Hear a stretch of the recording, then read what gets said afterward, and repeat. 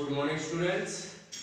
कल जैसा कि हमने पढ़ा था, पहले हमने प्राइमरी सेल पढ़ा, फिर हमने सेकेंडरी सेल पढ़ा। प्राइमरी सेल का हमने एग्जांपल आपको दिया था, कौन सा दिया था? ड्राई सेल और मरकरी सेल। सेकेंडरी सेल का हमने एग्जांपल दिया था लाइट स्टोरेज बैटरी, उसके बारे में आपने तसल्ली बख्श पढ़ा था। आई होप आप लोगों ने वो बहुत बढ़िया तरीके से पढ़ा होगा, रिवीजन किया होगा। अब उसके बाद हम जो नेक्स्ट सेल पढ़ रहे हैं that is H2O2 fuel cell. H2O2 fuel cell, ये है बेटा H2O2 फ्यूल सेल। पहले हम इसका डायग्राम बनाएंगे, इस सेल की किस डिजाइन से बनी होती है, फिर उसके बाद बात करेंगे, इसका डिस्कशन करेंगे। तो हम इसमें पढ़ते हैं, ये H2O2 फ्यूल सेल इस तरीके से बना होता है। इसमें बेटा दो इलेक्ट्रोड्स होते हैं, दोनों ही ग्रेफाइट के बने होते हैं इस तरीके से। एक को हमने एनोड का नाम दे दिया, दूसरे को हमने कैथोड का नाम दे दिया। ग्रेफाइट इलेक्ट्रोड से बेटा ये भी किसका बना है? ग्रेफाइट। इसको हमने एनोड का नाम दे दिया, जबकि इसको हमने कैथोड का नाम दे दिया। ये एनोड है और ये कैथोड।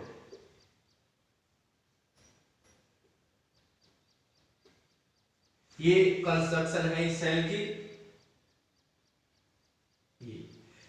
इसके अंदर बेटा हम NaOH या KOH फिलअप करते हैं, कंसंट्रेटेड NaOH या KOH। यहां पर हमने KOH फिलअप कर दिया है।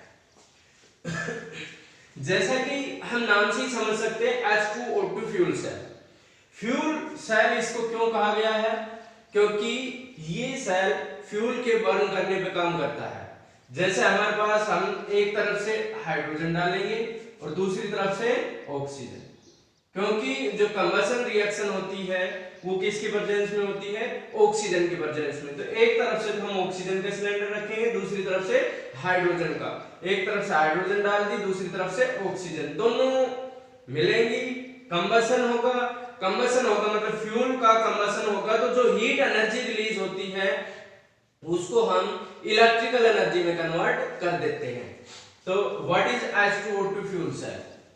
It is a fuel cell in which hydrogen and oxygen is burnt and then energy produced is converted into electrical energy। बेटा सिंपल सा है कि अगर हम हाइड्रोजन और ऑक्सीजन को बर्न करेंगे तो उस दौरान जो एनर्जी रिलीज होगी उसको हम इलेक्ट्रिकल एनर्जी में कन्वर्ट कर देंगे। इस तरह की सेल को हम H2O2 फ्यूल सेल कहते हैं। फ्यूल सेल और भी तरह की हो सकती है, जरूरी नहीं है H2O2 हो, हम और भी फ्यूल ले सकते हैं। जैसे कि हम मीथेन ले ले, हम मिथेनॉल ले ले, तो सेल का नेम चेंज हो जाएगा, क्योंकि इसमें हमने फ्यूल की फॉर्म में हाइड्रोजन और ऑक्सीजन लिया है, इसलिए हमने इसका नाम H2O2 फ्यूल सेल रख दिया गया है। इलेक्ट्रोलाइट लिया है हमने। दूसरी मैं चीज बताऊं, ये जो इलेक्ट्रोड्स हैं ये एक्चुअल में प्लैटिनम कोटेड होती हैं। प्लैटिनम कोटेड हमने इसलिए ली है कि प्लैटिनम के सरफेस पे हाइड्रोजन बहुत आसानी से एडजॉर्ब हो जाता है। That's why we have taken graphite with platinum coated. तो बेटा ये इसकी कंस्ट्रक्शन थी। अब दूसरी मैं इसमें चीज बताऊं कि इसके अंदर जो कंबशन रिएक्शन होगी वो एक तरह से कौन सी रेडॉक्स रिएक्शन है, उससे इलेक्ट्रिसिटी मतलब एनर्जी प्रोड्यूस होगी, उसको हम इलेक्ट्रिकल एनर्जी में कन्वर्ट करते हैं। तो मेन जो फंडा, अगर आपके एग्जाम के पॉइंट से हम सोचें तो उसमें मेनली जो रिएक्शंस होती है एनोड और कैथोड पे उनका पूछा जाता है। तो एनोड पे कौन सी रिएक्शन होगी और कैथोड पे कौन सी होगी, आप देखिए। एट एनोड पे कौन सी रिएक्शन होगी बेटा? हमने आपको पहले से बता रखा है कि एनोड पे ऑक्सीडेशन टेक्स प्लेस करता है। तो एनोड पे हमने हाइड्रोजन डाला है, हमारे पास है H2। अब हमने KOH इसमें लिया है, तो यहां से हमें क्या मिल रहा है? OH negative. तो H2 प्लस 2OH नेगेटिव क्या बनेगा बेटा? हमारे पास बन जाएगा 2H2O प्लस 2 इलेक्ट्रॉन। एनोड पे ऑक्सीडेशन होता है, और ऑक्सीडेशन बेटा वो प्रोसेस है जिसके अंदर loss of electron takes place करे। तो एनोड पे क्या हो रही है, ऑक्सीडेशन हो रही है। अगर मैं बात करूं एट कैथोड, तो कैथोड पे क्या होता है बेटा, देखना रिडक्शन टेक्स प्लेस करेगी। कैथोड पे O2 है, H2O के साथ क्या करेगा, 2 इलेक्ट्रॉन गेन करेगा और क्या बना देगा ये आपको 2OH नेगेटिव देगा। तो इसको बैलेंस करने के लिए हम यहाँ हाफ कर देते हैं, हाफ और 2। अब आप देख लेना ऑक्सीजन और हाइड्रोजन दोनों साइड क्या है, इक्वल है। अब हम इसकी ओवरऑल रिएक्शन लिख देते हैं। बेटा इस पे रिडक्शन हो रही है, अब देख लो गेन ऑफ इलेक्ट्रॉन हो रहा है, इसमें लॉस ऑफ इलेक्ट्रॉन हो रहा है। अब क्या करते हैं, हम ओवरऑल रिएक्शन लिखेंगे, दोनों को ऐड कर देंगे। 2OH नेगेटिव से 2OH नेगेटिव कैंसिल हो गए, 2 इलेक्ट्रॉन से 2 इलेक्ट्रॉन कैंसिल हो गए। आप लिखो H2 प्लस हाफ O2 और एरो 2H2O है, यहाँ 1H2O है, तो 2H2O में से 1H2O माइनस हो जाएगा, तो क्या बच जाएगा, दैट इज H2O। इसका जो फाइनल प्रोडक्ट है वो वाटर है। इसको एस्ट्रोनॉट्स यूज करते हैं इस सेल को, तो उनके लिए एक आसानी और हो जाती है, because water is produced during the reaction, they can use that water in drinking purpose. तो ये बेटा हमारे पास क्या था, H2O2 फ्यूल सेल। मैं आपको फिर से बता देता हूं, क्योंकि ये फ्यूल बेस्ड है इसलिए इसको फ्यूल सेल कहा है। H2O2 इसलिए रखा गया है क्योंकि हमने जो फ्यूल लिया है वो हाइड्रोजन और ऑक्सीजन लिया है, इसलिए हमने इसको H2O2 फ्यूल सेल बोला है। अब बेटा इसके एडवांटेजेस, कि इस सेल के फायदे क्या हैं। एडवांटेजेस, फर्स्ट एडवांटेज ये है बेटा, ये सेल कभी डेड नहीं होता। क्यों, क्योंकि हमारे पास फ्यूल है, हम फ्यूल यूज करते जाएंगे, सेल वर्क करता चला जाएगा। तो हमें ये चीज देखना है कि पहला जो है ये कभी भी डेड नहीं होता। तब तक आप फ्यूल प्रोवाइड करोगे तब तक ये सेल वर्क करती रहेगी। Second one, high efficiency. Cell की बेटा जो एफिशिएंसी होती है वो हाई होती है। कहने का मतलब ज्यादातर सेल का हम जैसे जो चीज प्रोवाइड करते हैं उसका हमें 30-40% मिलता है, लेकिन थ्योरेटिकली तो बताया जाता है कि 100% एफिशिएंट है ये, लेकिन ऐसा पॉसिबल नहीं है। जब देखा गया प्रैक्टिकली तो ये 60-70% एफिशिएंसी है इसकी, तो हम आसानी से कह सकते हैं कि इसकी एफिशिएंसी भी हाई है। एंड द थर्ड वन, इसका जो सबसे अच्छा एडवांटेज है वो ये नॉन पोल्यूटिंग है, पॉल्यूशन नहीं फैलाती। आज के टाइम का जो सबसे बड़ा नुकसान यही होता है कि कोई भी जो चीजें हैं, इंजन है, वो क्या करता है, हमारे पास पोल्यूशन प्रोड्यूस करता है, लेकिन इसकी ये खासियत है कि पोल्यूशन प्रोड्यूस नहीं करती, नॉन पोल्यूटिंग है। इसकी एफिशिएंसी कैलकुलेट करने का तरीका, एफिशिएंसी अगर कैलकुलेट करनी है तो उसका मैं तरीका आपको बता देता हूं। कई जगह ये पूछा गया है 1 नंबर में। तो अगर हम इसकी एफिशिएंसी पता करते हैं तो that is del G upon del H, और परसेंटेज निकालनी है तो multiplied by 100। By this method we can calculate the efficiency, we can observe the efficiency of fuel cell. तो बेटा ये 3 इसके एडवांटेजेस थे। इसके नुकसान भी हैं, कुछ डिसएडवांटेजेस भी हैं, तो हम लिखेंगे disadvantages, disadvantages of fuel cell. तो फ्यूल सेल के जो डिसएडवांटेजेस है वो मैं आपको बता रहा हूं। फर्स्ट वन, बेटा हमने हाइड्रोजन गैस ली है, एक्सप्लोजिव होती है, हाइड्रोजन को कंट्रोल करना मुश्किल है, तो it is very difficult to control hydrogen gas. दूसरा बेटा इसमें जो हमने ये लिए हैं, प्लेटिनम लिया है, ये बहुत महंगा होता है, तो हम ये कह सकते हैं इट इज कॉस्टली आल्सो। तो ये मेन दो इसके डिसएडवांटेजेस हैं कि एक तो इसको कंट्रोल करना मुश्किल है, और दूसरा हम आपको बता रहे हैं कि ये इसकी कॉस्ट ज्यादा होती है।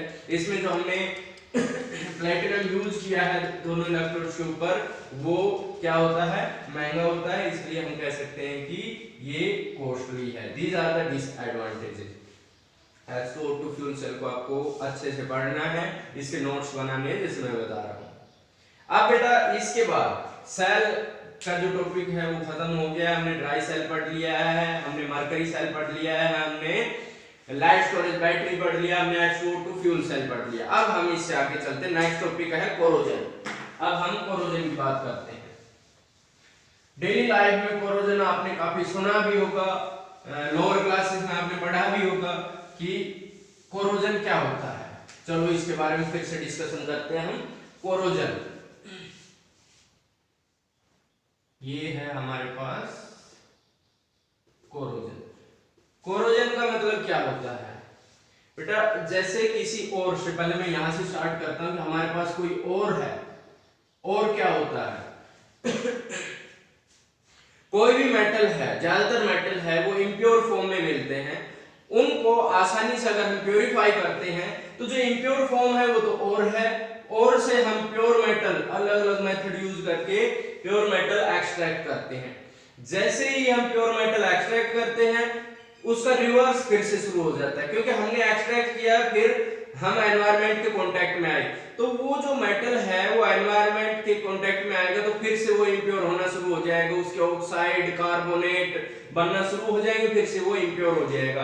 तो इस तरह से मेटल का इम्प्योर हो जाना क्या कहलाता है, कोरोजन कहलाता है। कोरोजन इज बेटा नोट्स बनाने आपको साथ के साथ, corrosion is eating away of metal, eating away of metal by the attack of atmospheric gases। Atmospheric gases की प्रेजेंस में मेटल का कमजोर हो जाना क्या कहलाया जाता है, कोरोजन कहलाया जाता है। जैसे मॉइस्चर है, एयर है, इसकी प्रेजेंस में मेटल वीक हो जाता है, उसकी रस्टिंग हो जाती है, दैट इज कोरोजन। अब बेटा यहां पर मैकेनिज्म ऑफ कोरोजन पढ़ेंगे हम, that is very important topic, mechanism of corrosion. अक्सर पूछ लिया जाता है एग्जाम के अंदर, mechanism of corrosion means step by step किस तरह से कोई मेटल कोरोड होता है। तो हम इसका एग्जांपल लेते हैं, जैसे rusting of iron, rusting of iron, तो इसमें ये पूरा आएगा नहीं तो मैं ऊपर से इसको मिटा के लिखता हूं, rusting of iron, mechanism of corrosion,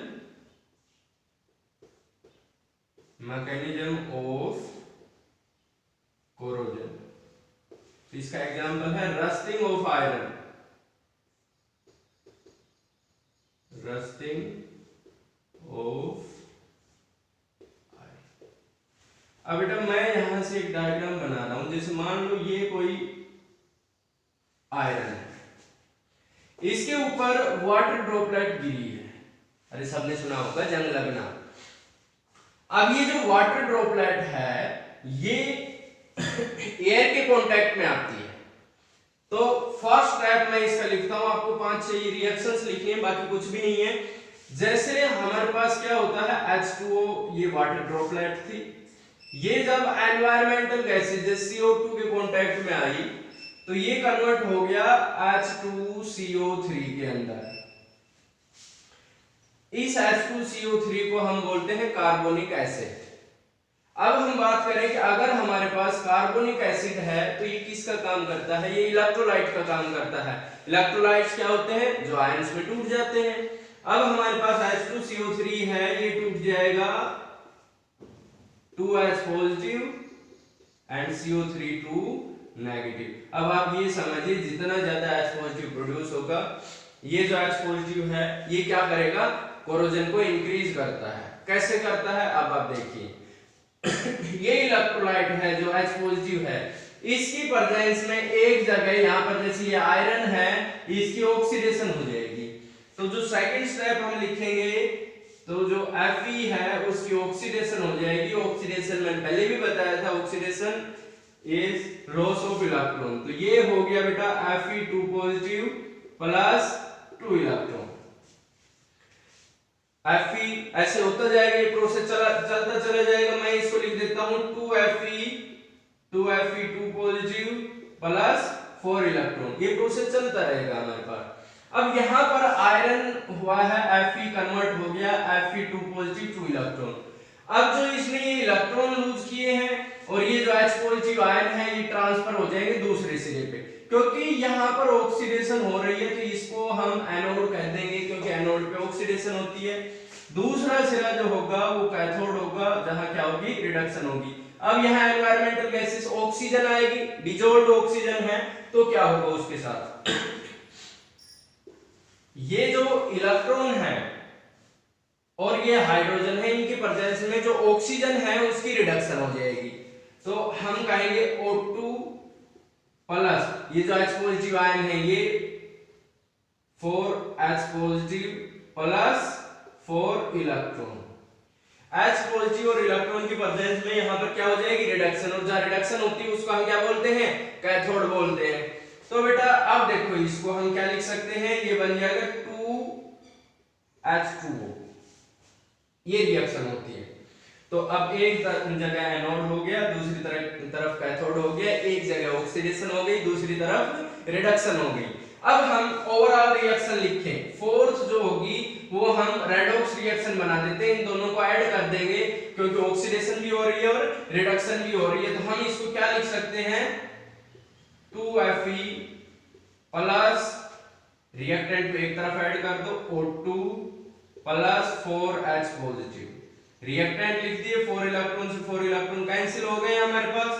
अब क्या बचा है, 2Fe2 positive plus 2H2, product को एक साइड ऐड कर दिया। बेटा हमने बताया था कि H पॉजिटिव की प्रेजेंस है, ये क्या कर रही है, रस्टिंग को बढ़ावा दे रही है, increasing the rusting. But in this case we can see easily that H positive is consumed, और H पॉजिटिव कंज्यूम हो रहा है तो pH जो वैल्यू है वो बढ़ेगी।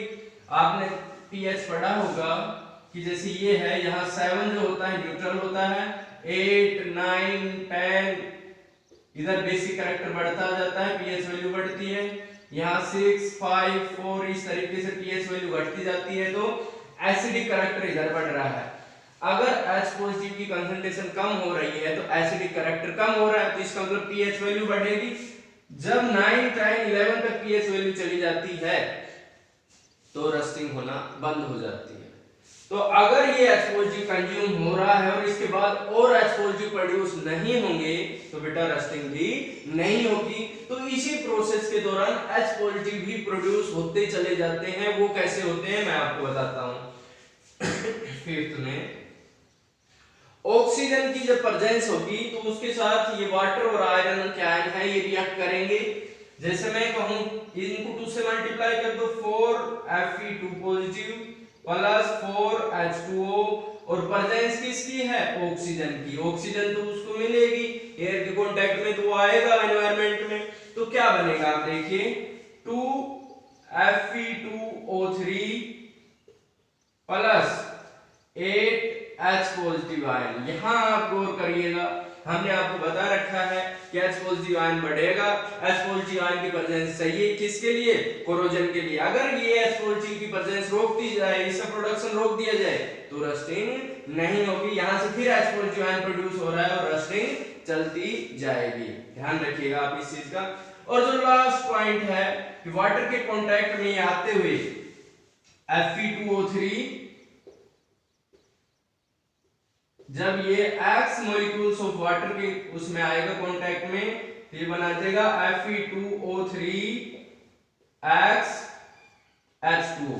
That is the formula of iron, sorry rust है ये।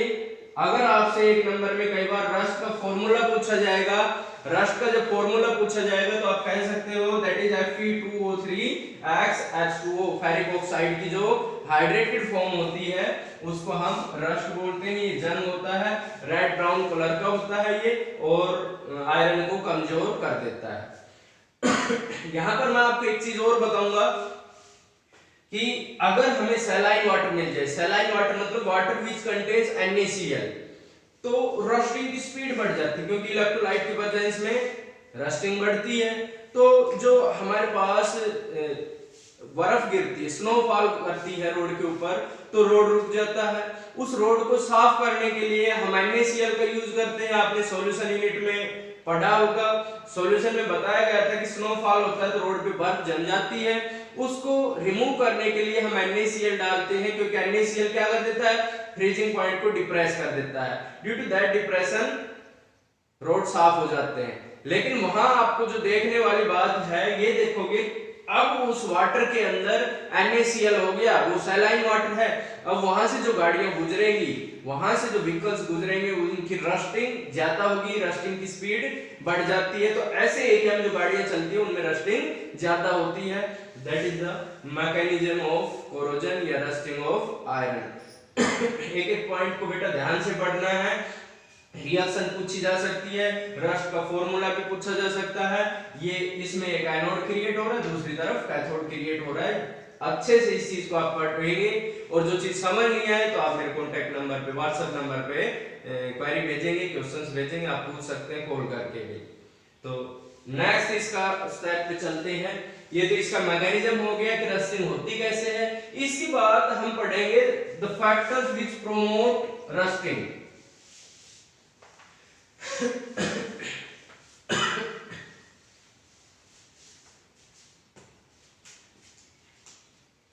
factors which promotes रस्टिंग कह लो, कोरोजन कह लो। तो फर्स्ट पॉइंट पहला है presence of air and water. Presence of air and water. बेटा रस्टिंग के लिए एयर और वाटर की प्रेजेंस बहुत जरूरी है। रस्टिंग इनकी प्रेजेंस में ही टेक्स प्लेस करती है। अगर हमारे पास एयर और वाटर प्रेजेंट है, बहुत जल्दी से रस्टिंग स्टार्ट हो जाएगी। तो ये जो एयर और वाटर की प्रेजेंस है, ये रस्टिंग को क्या करती है, बढ़ावा देती है। Second one, reactivity of metal. Reactivity of metal. बेटा मेटल जितना ज्यादा रिएक्टिव होगा उतना ही जल्दी कोरोड होगा, उसमें कोरोजन उतना ही जल्दी टेक्स प्लेस करेगा। इस बात को भी आप ध्यान रखें। Third one, presence of impurity. Presence of impurity. Impurity जितनी ज्यादा है उतना ही ज्यादा रस्टिंग होगी। बिल्कुल प्योर आयरन है, उसकी कभी रस्टिंग नहीं होती। तो इम्प्योरिटी भी क्या करती है, रस्टिंग को बढ़ावा देती है, ध्यान रखिएगा। फोर्थ पॉइंट है, हम कह सकते हैं प्रेजेंस ऑफ इलेक्ट्रोलाइट। अभी थोड़ी देर पहले हमने जिक्र किया था, स्नोफॉल होती है, वहां हमें क्या मिलता है, सैलाइन वाटर मिलता है। मतलब इलेक्ट्रोलाइट की प्रेजेंस, जितनी ज्यादा इलेक्ट्रोलाइट की प्रेजेंस होगी उतनी ही ज्यादा क्या होगी बेटा, रस्टिंग होगी। Cuts and bands.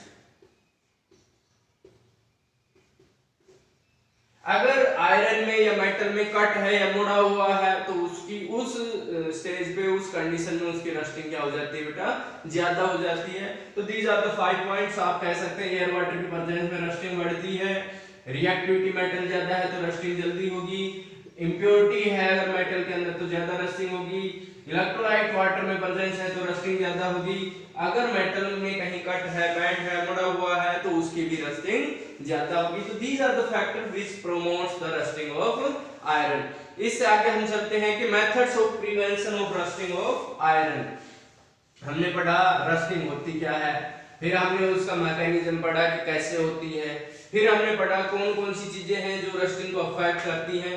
अब हम रस्टिंग को रोक कैसे सकते हैं, क्योंकि रस्टिंग से मेटल कमजोर हो रहा है तो हमें उसकी पावर, ताकत बढ़ानी है, रस्टिंग रोकनी है हमें। तो रोकने के लिए हम क्या क्या कर सकते हैं, छोटी क्लासेस में हमने पढ़ा भी था और ये हमारे डेली लाइफ में भी ये चीजें यूज होती रहती है कि हम आयरन की रस्टिंग को रोकने के लिए क्या क्या करते हैं। तो हम लिखेंगे methods methods of prevention of rusting of iron.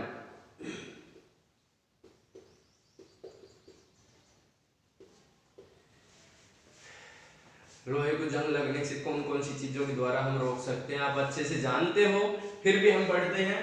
पहला है barrier protection. Barrier protection, barrier protection का मतलब है कि हम अगर एयर और वाटर को डायरेक्ट आयरन के कांटेक्ट में ना आने दें तो rusting of iron takes place नहीं करेगी।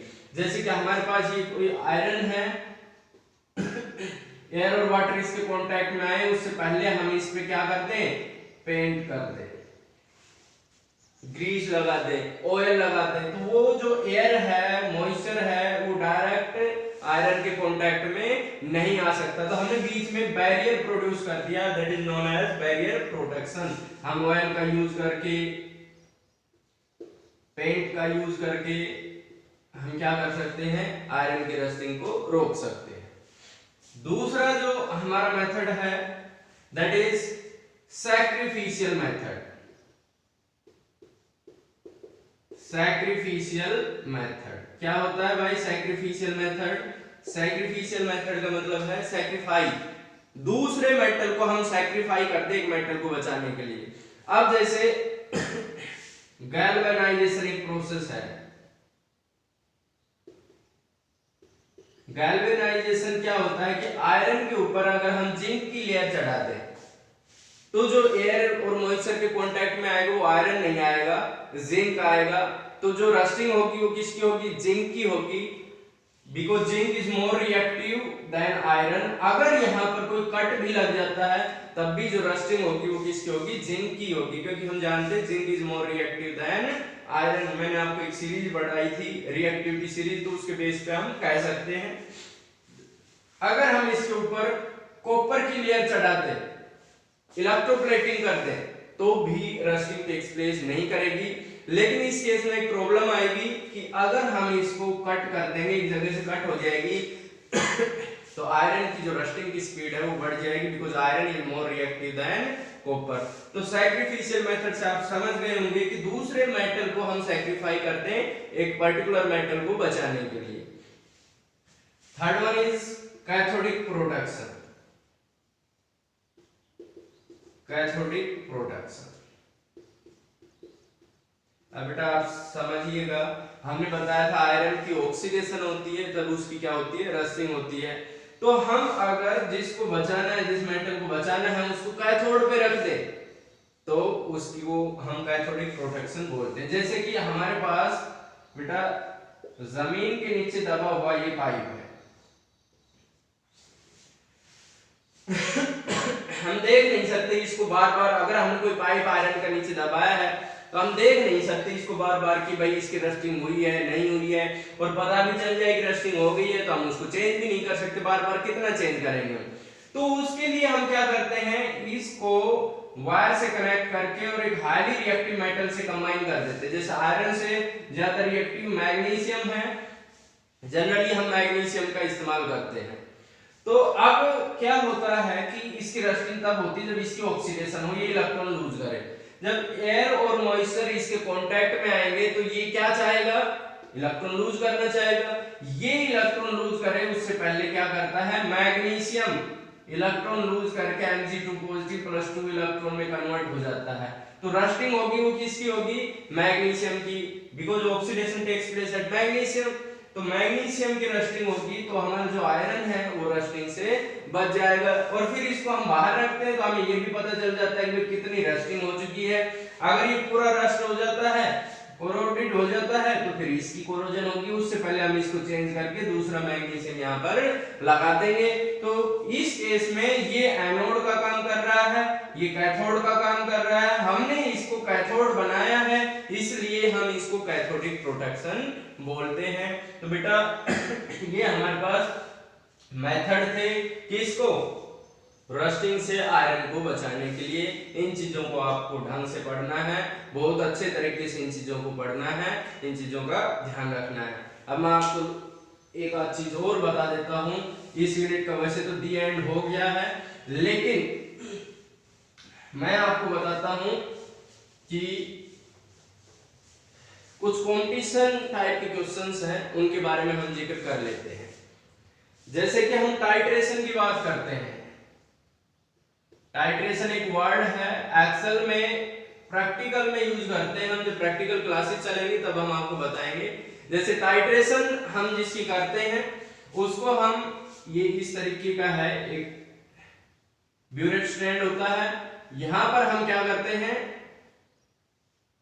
एक ब्यूरेट रखते हैं इस तरीके से। आपने कभी प्रैक्टिकल लैब में गए होंगे तो देखा होगा इस तरीके से। इसके नीचे इस तरीके से हम चीजों को रखते हैं। जिसका टाइट्रेशन करना है उसको हम इसमें टाइट्रेशन फ्लास्क में रखते हैं, ब्यूरेट के अंदर हम दूसरा सॉल्यूशन रखते हैं। टाइट्रेशन का मतलब मैं बताता हूं कि अगर हम दो सॉल्यूशन यूज कर रहे हैं, एक सॉल्यूशन की कंसंट्रेशन नॉन है तो दूसरे की हम कंसंट्रेशन फाइंड आउट कर सकते हैं, दैट इज टाइट्रेशन। अब अगर हम इलेक्ट्रोकेमिस्ट्री में कंडक्टिविटी का पता करें टाइट्रेशन का यूज करके, तो कैसे करेंगे? ग्राफ कई बार कॉम्पिटिटिव एग्जाम में पूछ लिया जाता है। तो पहले हम लिखें titration of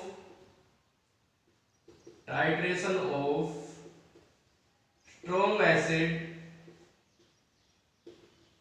with strong base.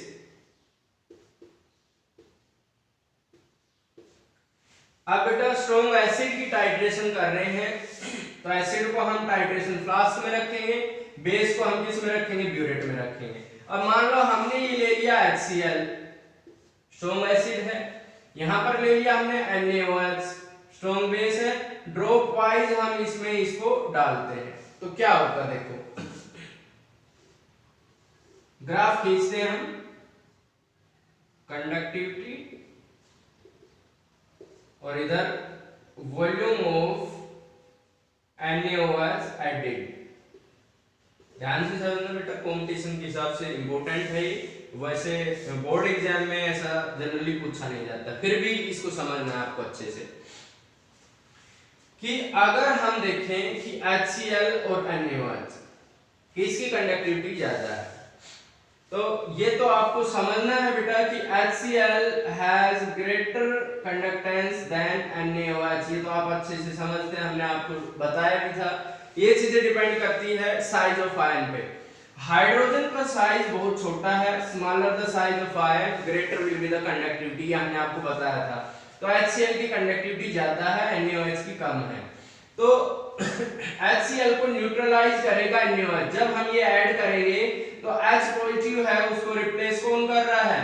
Na positive कर रहा है। इसका मतलब अब कंडक्टिविटी क्या होगी? डिक्रीज होगी। स्मॉलर आयन को रिप्लेस कर दिया लार्जर आयन ने। तो अब हम देखेंगे कि पहले कंडक्टिविटी ये थी, अब यहां आ जाएगी, डिक्रीज होगी क्योंकि छोटा आयन था, अब बड़ा आयन आ गया, तो यहां पर कंडक्टिविटी क्या हो गई? यहां तक डिक्रीज। अब ये एंड पॉइंट है जहां पर NaOH ने HCl को क्या कर दिया? न्यूट्रलाइज कर दिया। अब NaOH अगर हम आगे ऐड करते जाएंगे तो हमारे पास NaOH से OH नेगेटिव आयन प्रोड्यूस होंगे। जो OH नेगेटिव आयन ज्यादा से ज्यादा प्रोड्यूस होंगे तो वो कंडक्टिविटी को क्या करेंगे? इंक्रीज करेंगे। इसको बेटा इक्विवेलेंस पॉइंट बोलते हैं।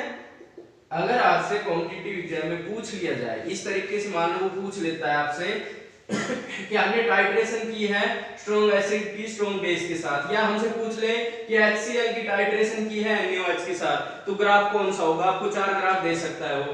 तो आप क्या देखोगे कि जब NaOH ऐड करते हैं तो कंडक्टिविटी डिक्रीज होती है। रिप्लेस पॉइंट के बाद अगर हम NaOH ऐड करते जाएंगे तो OH नेगेटिव आयन की कंडक्टिविटी बढ़ेगी, तो कंडक्टिविटी इस तरीके से बढ़ती चली जाएगी।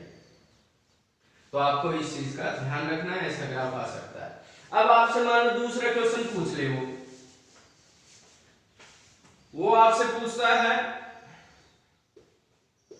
Titration of weak acid with strong base.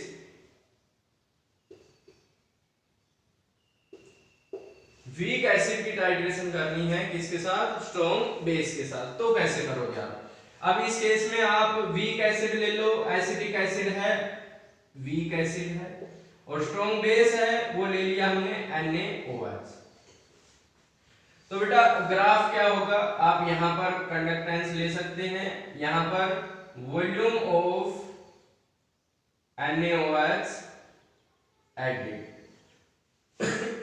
हमें पता है वीक एसिड है, वीक इलेक्ट्रोलाइट है, तो इसकी कंडक्टिविटी कम होती है। लेकिन जैसे ही हम NaOH ऐड करेंगे, ये स्ट्रॉन्ग इलेक्ट्रोलाइट है, तो कंडक्टिविटी क्या होती चली जाएगी, बढ़ती चली जाएगी। तो पहले कम थी, अब कंडक्टिविटी बढ़ रही है। NaOH ने CH3CH को यहाँ क्या कर दिया, न्यूट्रलाइज कर दिया। तो ये क्या हो गया हमारे पास, इक्विवेलेंट पॉइंट हो गया। अब आप इस चीज को ध्यान से समझिएगा कि NaOH ऐड करते हम जा रहे हैं तो more and more OH negative ion produce हो रहे हैं। आयन ज्यादा प्रोड्यूस होंगे तो कंडक्टिविटी क्या होती चली जाएगी, इंक्रीज होती चली जाएगी बेटा। तो आप इस तरीके से ग्राफ पढ़ेंगे कि वीक एसिड की कंडक्टिविटी कम थी, लेकिन जब हम उसकी टाइट्रेशन स्ट्रॉन्ग बेस के साथ करेंगे तो कंडक्टिविटी बढ़ती चली जाएगी। तो इस तरीके से आपको इन तरह के क्वेश्चन अगर आपसे पूछ लिया जाए, और भी तरह से वो चेंज कर सकता है, स्ट्रॉन्ग एसिड स्ट्रॉन्ग बेस का है, वीक एसिड स्ट्रॉन्ग बेस का है, आपसे एसिड का मिक्सचर भी कह दिया जाए। तो इस तरह से आपको केवल ये सोचना है कि किस केस में बढ़ रही है और किस केस में घट रही है। बेटा these are the competitive questions, और जो चीजें हमने आपको पढ़ाई है आज उसको आप ढंग से पढ़िएगा, अच्छे तरीके से पढ़िएगा। इस जो यूनिट है इसके आपको एनसीईआरटी क्वेश्चंस जरूर पढ़ने हैं, सारे एनसीईआरटी क्वेश्चंस आप पढ़ोगे, आपसे पूछा जाएगा और आप अपने नोट्स प्रिपेयर करोगे। नेक्स्ट टाइम हम मीटिंग करेंगे तो कुछ एनसीईआरटी क्वेश्चंस कराऊंगा और chemical kinetics that is the next unit वो हम स्टार्ट करेंगे। तब तक जय हिंद, जय भारत।